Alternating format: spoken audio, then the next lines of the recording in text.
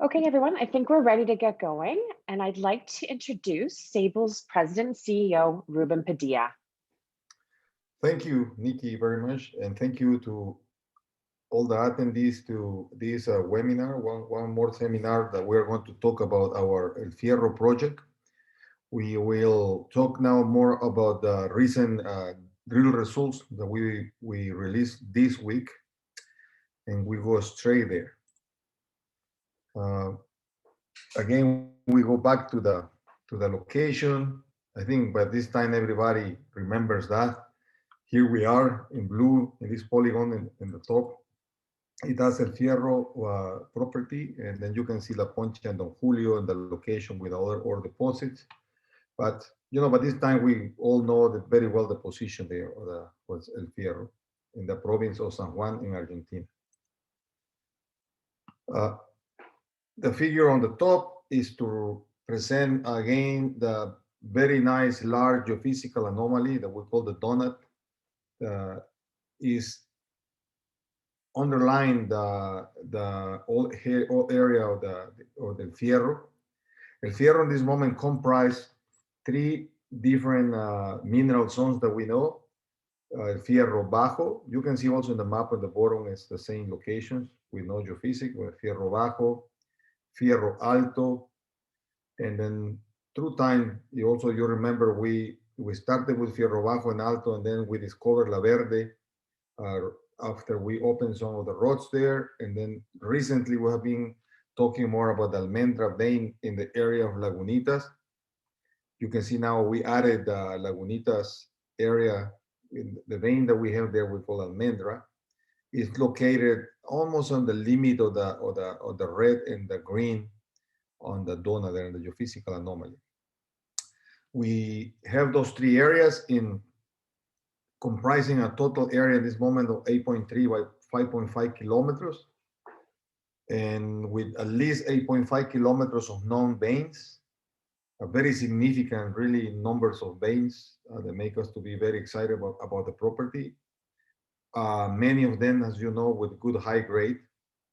We started the drilling in February, and we finished the first campaign of drilling last week. We're moving the rig out of there, completed 3,300 meters in 25 drill holes.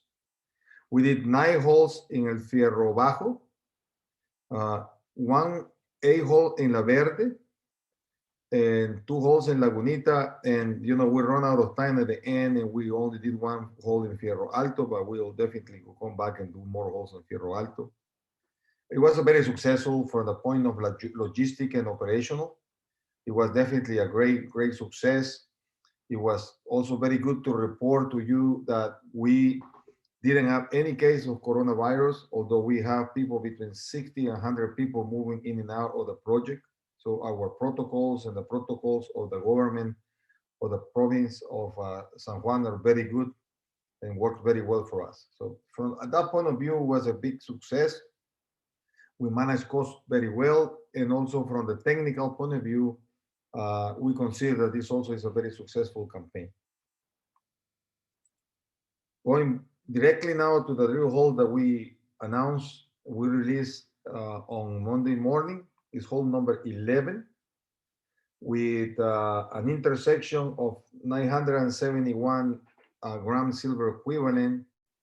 You can see there is 263 silver, 6.3 grams gold, 2.7% lead and 0.5% zinc, and some copper there.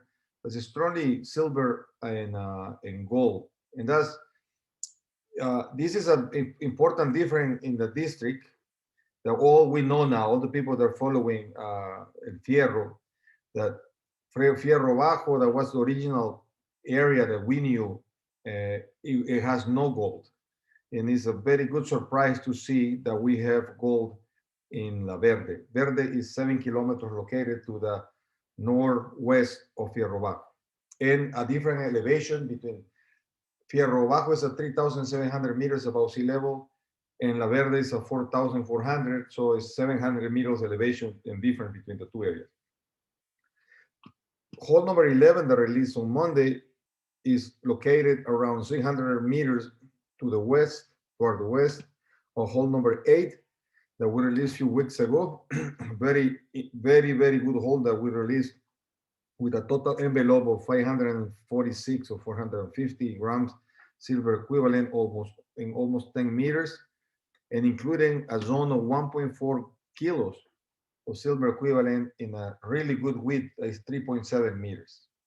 So good grades, good width, and good continuity now in 2 holes, and also along the trenches that we have, across the trenches that we have between holes. So La Verde is looking good. I can show you more about that. Let me show you how the mineralization looked like first in 11, and then in number 8 to show you the mineralization is very similar. The mineralization is more typical of the epithermal vein. You can see on the left is semi-banded chalcedonic to granular quartz, which we consider really epithermal textures, with some oxides that you see there that are coming from oxidation of some sulfides.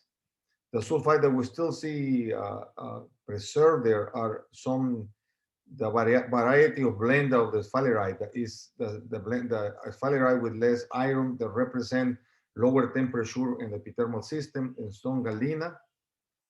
And also we have hematite in here, and properly tetrahedrite. So these are really epithermal veins, and very different what we show you now like a month ago from Fierro Bajo, that has different characteristics that we show you now.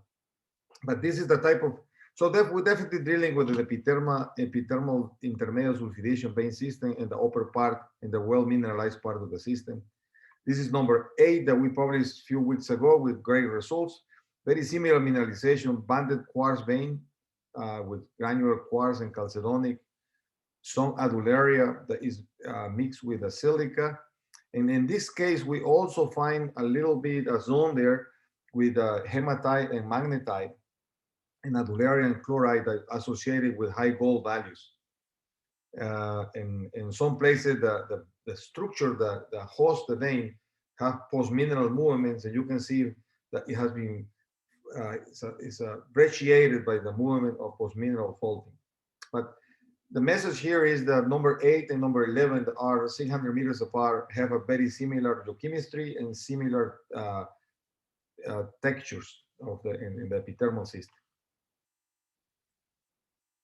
Now, this figure that you see here is an IP coming from the surveys that we did of a horizontal gradient with IP. It turned out to be a really useful tool. Before we drill here, we had this geophysics, and we observed this east-west feature, and with some secondary features that are going more north-northwest.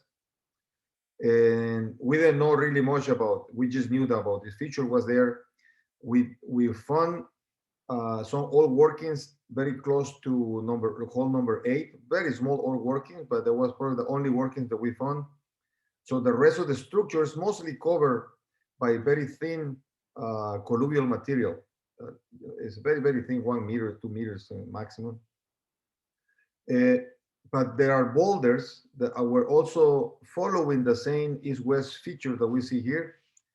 Right away, our team there was starting doing some trenching every 250 meters, 350 meters apart. And we found that the vein is there. We found the really nice textures of the vein on the surface below the colluvial, and we can follow the vein with trenches, with boulders, and now with drill holes are all these green dots that you see there. We can follow that for 1.5 kilometers, 1,500 meters, which is really significant for a vein. When you start seeing veins of 1.5 kilometers long, it's something that start comparing with very good mineral districts. We like that a lot. I think it's a very positive things that we are seeing, the continuity of 1.5 kilometers and the good grades that we see, and the texture, the upper level epithermal. Another thing that we also discovered is that when we were trenching, there's a lot of veins that were going more in the northwest direction, more north-northwest, And by that time, you can imagine we are trenching and drilling. We don't know exactly which one is the main vein that we need to follow.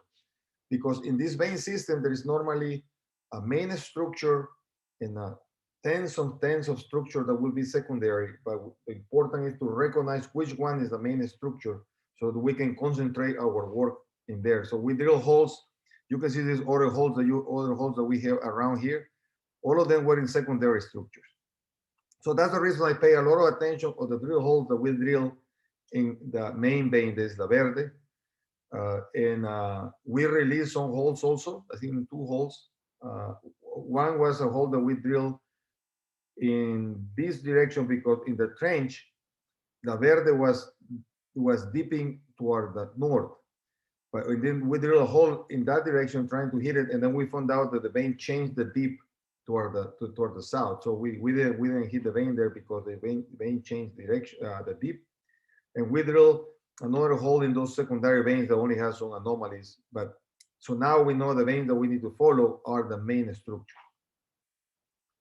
To compare with very quickly with Fierro Bajo. Fierro Bajo, you remember, is also we're very happy with these results. Strong, very rich silver values, over a kilo silver, and 3 holes there.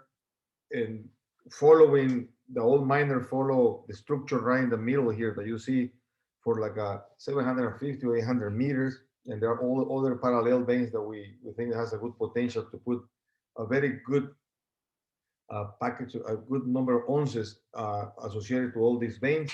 But the mineralization is very different. That's what I want to stress here. The mineralization on the left here is basically carbonate with sulfite, mostly galena, with some blend of the sphalerite dimension, and minerals called tetrahedrite. That is a sulfur salt with antimony and silver. So this characteristic is more like a people call the deep epithermal. And in La Verde, the 700 meters above the elevation, 7 kilometers northwest from here, is more upper epithermal, or an epithermal system. But both have characteristic of intermediate sulfidation epithermal. Something that we like and we want to be following, that may give us a good surprise, is the sample on the right that we mentioned before. Before we hit the vein of in Fierro Bajo, the one base metal, we discover what you see on the right here, that is an epithermal vein, but with characteristics more like a low temperature, like an upper level epithermal with gold, low gold, but with gold and no silver, some antimony. So basically what you are seeing is something that first is the vein that has the base metal and the carbonate, and that thing seems to be uplisted in a new mineral system, a new vein. It was followed after the uplifting. So the mean is that the one on the right it has a chance to have bonanza gold silver values below this level. So that will be great if we can follow the high silver values and then we find another bonanza just parallel to this vein here. So those are the characteristics. And Fierro Bajo. Fierro Alto looks also like Fierro Bajo, and La Verde has those different characteristics. Also important to mention is that we have been finding a lot of more veins. You remember I mentioned about La Blanca that we didn't drill. It's a north-south direction with good geochemistry. We put some holes in Azul, and we hit some alteration. It's one of those secondary structures, and we're not going to concentrate much there in this moment. We probably will come back later. We know this kind of secondary structures later on, they can produce a lot of ounces, but it's important to concentrate in La Verde. The 1.5 kilometers that we mentioned is only from this point to this point here. We don't have too much certainty. You can see the continuity with the dike there in some samples. So there is a good chance that the vein will continue, but we don't have the certainty yet, so we are not including the continuity to the east until we prove that with drilling and more trenching. But 1.5 kilometers from here to there. And also we discover in the area of Lagunitas, this vein that we call Almendra. We decide to put a drill hole even with no geochemical results at that time we discovered some boulders, not the vein at the moment. And the boulders look really good. You can see the samples right there of the boulders down here. And we drilled the hole 19, and hole 19 cut a very nice looking vein also by like a real epithermal textures. We are waiting for those results. But most important than that for me is that we think that this may be a parallel vein that is parallel to La Verde, almost with the same kind of dimension of 1.5 kilometers at least. We did a lot of trenching now below to trench below the colluvial material. And there is a very nice looking vein always following the area. So we may have another main structure. And to finish this, what I want to say is that we always look in these vein systems to have us really make something important, to have like a 5 to 6 kilometers of mineralized veins. To have that, you normally have to have like a 10 kilometers of vein because only 50 to 60% of the veins will be mineralized economically. So it's good to have more than you need. And also very good that to have a mineral district of really relevance and important, those 5 or 6 kilometers I'm talking about of mineralized vein, most of the good districts have 50% of those 6 kilometers in a couple of good continuous veins. And we have La Verde, we have Fierro Bajo, and probably now Almendra to be a good candidate, to be for the one of the main, I call the backbones of the project that carry most of the value. So the thing that we can bring today is the results from La Verde are very significant to see continuity, to see those grades. We are finding in Almendra also is very exciting. Is adding to this story that's getting better and better. Now the question that you now know that we have, I mean, no doubt that we have a vein field here with those 4 areas that you already know. The question that we need to ask now is now we know that we have long strike continuity, we have good grade. Is how continuous is going to be the mineralization in the vertical direction? We don't know for sure yet. We know some places we know to 100 meters, 120 so far.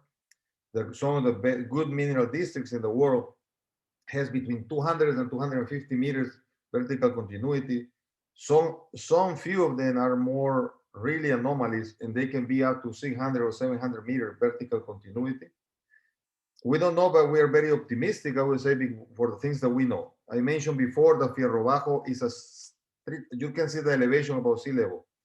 It's a 3,700 meters above sea level.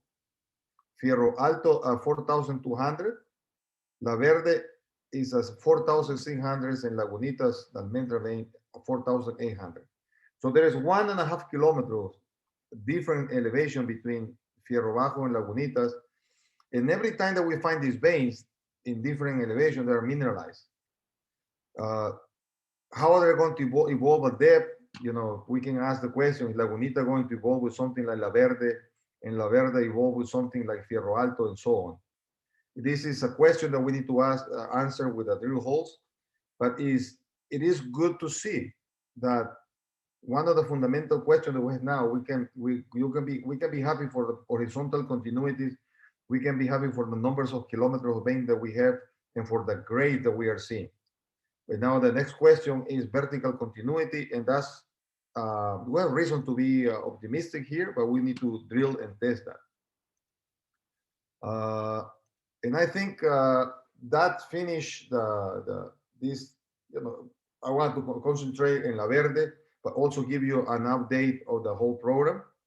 And before I finish, we put together this graph.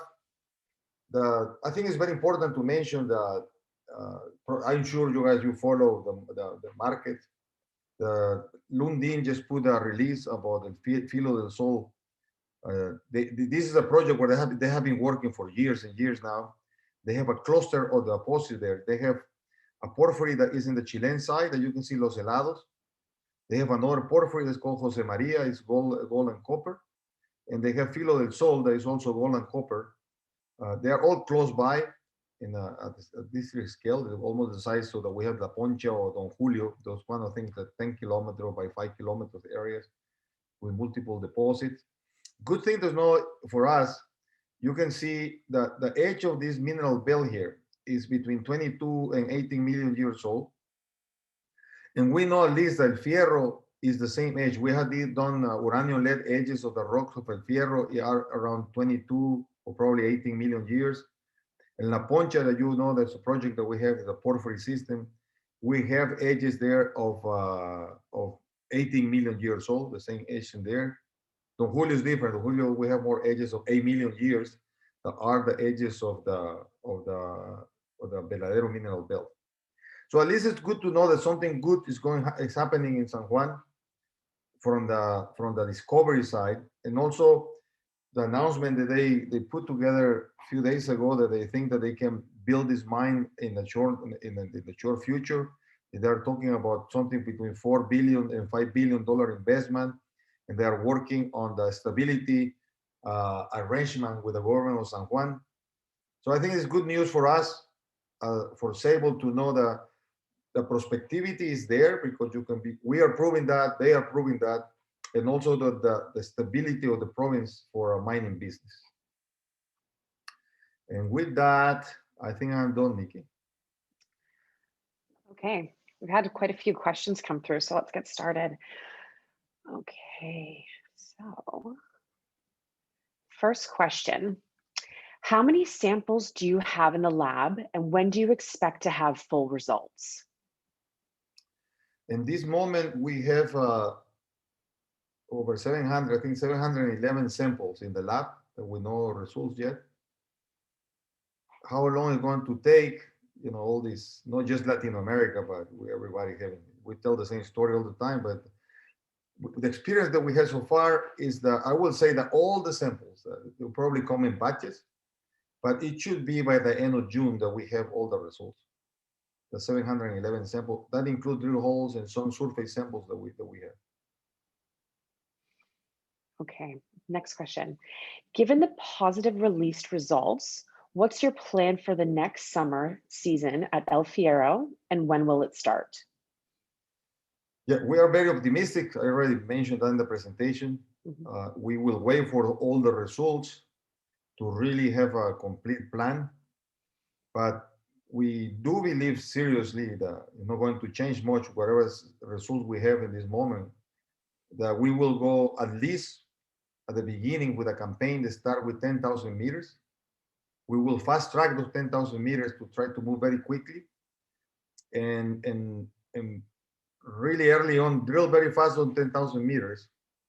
So if we are getting a really positive outcome in the first 2 or 3 months, starting, I hope, in October, depending on the weather, our plan is to move in September with the camp and open the roads and hopefully be drilling in October. So let's assume that we are October. So fast track the first 10,000 meters of drilling, and everything looks good, keep looking good. We should be more aggressive and think about 50,000 meters of drilling campaign, complete that. But we will start with the first 10,000 meters of drilling and fast track that and evaluate how to fast track the rest of the drilling. Okay. What else we want to do? Is a lot more to do. We proved that geophysics is helping us a lot. This combination of this horizontal grading arrangement IP is really very, very powerful to explore underneath this steam cover. We have in the area 8.5 kilometers by 5.5 a lot of potential. Still find more veins like we did in Lagunitas and Almendra. And we still have a big chunk of the package that we have in land, the 46,000 that we have in non-exploration, and we will complete that exploration in the next season. We will see and check if we have more mineralization, more veins or a porphyry or something in that land package. So we'll be very busy. We'll be very, very active program there. Okay. What is the cost per meter to drill a hole?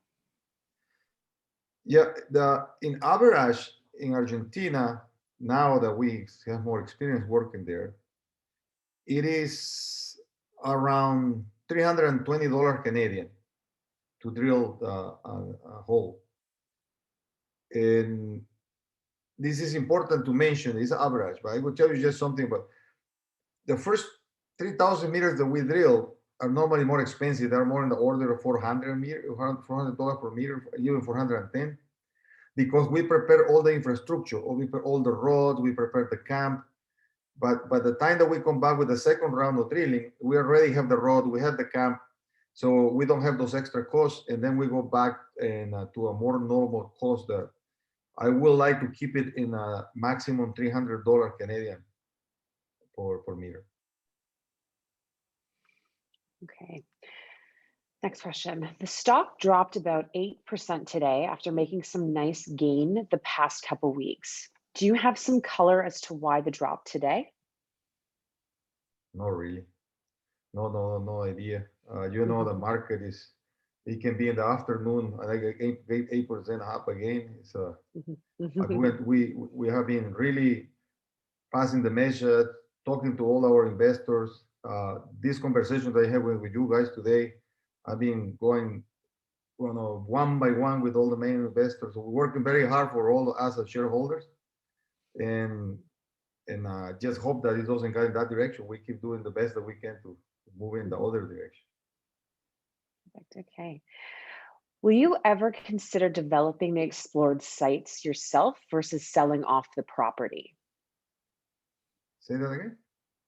Would you ever consider developing the explored sites yourself versus selling off the property?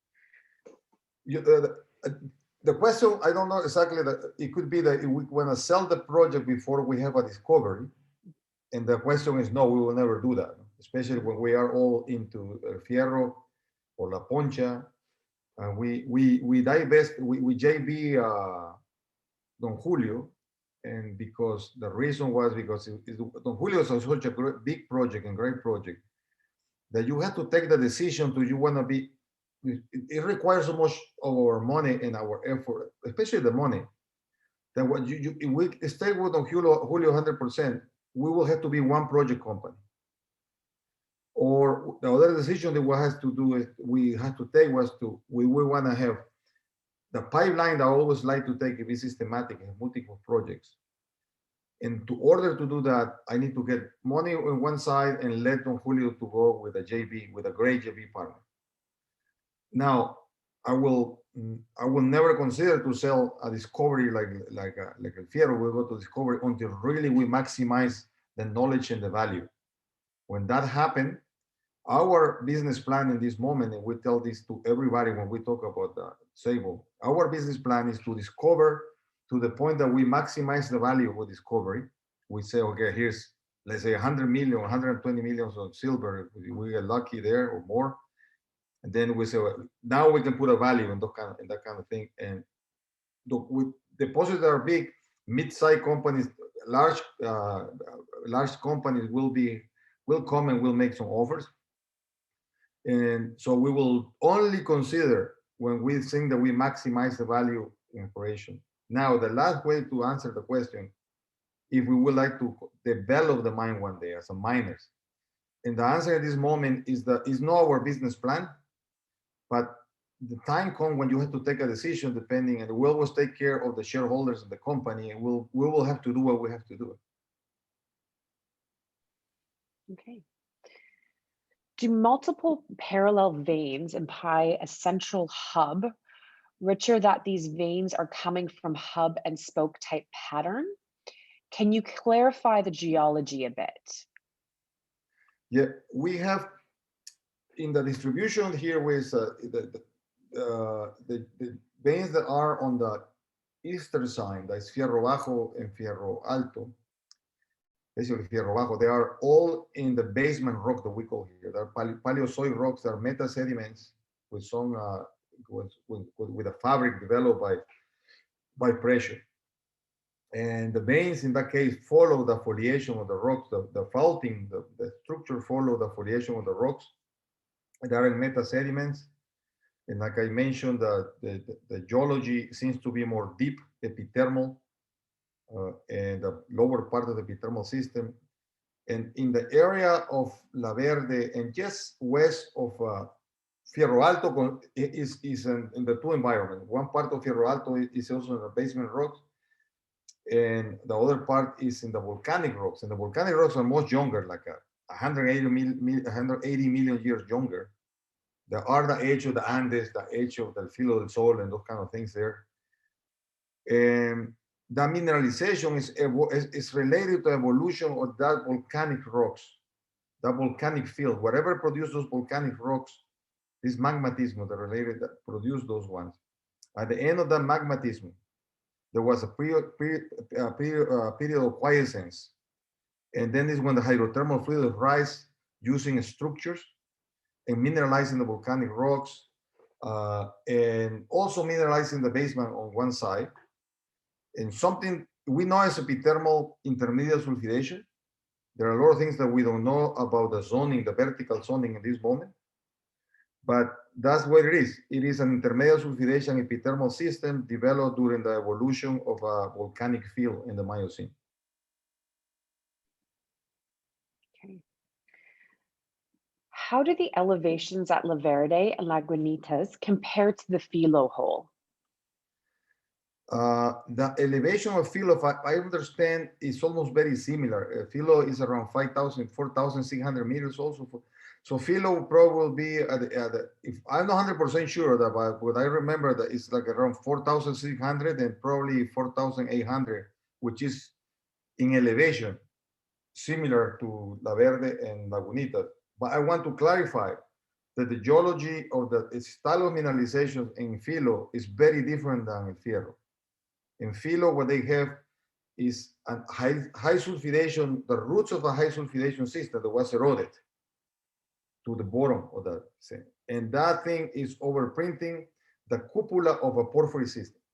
Although it's at the same elevation of La Verde and Lagunitas, this completing elevation in the hydrothermal system. We have preserved the upper part of the epithermal system in Filo, in Fierro.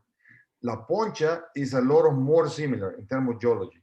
A lot of more. That's high sulfidation, deep overprinting porphyry. Same thing with Don Julio. So the geology of Don Julio and the Poncha are equivalent, very similar to Filos. And just to clarify about elevation and level of erosion in the mineral system. Okay. The bottom of hole 18 and hole 8, are they about the same elevation at depth? 18 and 8. 18 we haven't published. No, it will be 18 will be a little deeper than hole 8. Okay. Was hole 22 successful, i.e. was core sent to the lab? Yeah, it's in the lab and the vein is there. We saw the vein. The vein is we cut vein in the hole. Okay. We don't know the value, but it's there. It's the same kind of silica, similar textures. Can you estimate the width of mineralization at Lagunitas? I can tell you the range that we see in the area where we have been trenching. We have been seeing areas like in the drill hole, we have like a 1 meter, 1.2 meters of that vein. And it's contained with a very large fault zone, but it's not a vein, the vein like with the silica that we see and the one that produce gold, it is, in that case, like a 1-2 meters. And there is an associated fault zone that is very wide, like a 60-meter fault zone. It has a lot of alteration, but it doesn't look like a vein, it's just a fault zone. And then we trench, especially to the west. To the east seems to be just little hairline veins to the east. But to the west, in those trenches that we cut, we saw really, really nice widths, from 1 meter to, I would say, 3 meters at least. So I guess, my estimation will be similar to La Verde in this moment, but it's very early stage, something from 1 meter to 3.7 meters if we continue with the same kind of behavior. Okay, and last question. Is the mineralization of hole 18 larger than hole 11 just from visualization? No, it looked very similar. What we saw is in the same order, per 20% more, but it's very similar what we observed in the core. Okay, and that's it for questions for right now. So if And anybody sorry, doesn't, we're very careful when say mineralization. The vein there looks like that. Well, mineralization when we have results. No? Yeah. okay, perfect. And does anybody else have any more questions? Or if not, I think we're good to wrap things up, Ruben. Okay, one more time. It's really a pleasure to share time with you guys to see we cannot see our face. But I think we're all working together we have the same interest to make these things work. And we had an excellent season there, and we are going to prepare to continue in the rest of the year to even have a much better drilling season. Thank you very much. Thank you, Nikki. Great, thanks everybody. Have a Bye great bye. day. Bye. Bye bye.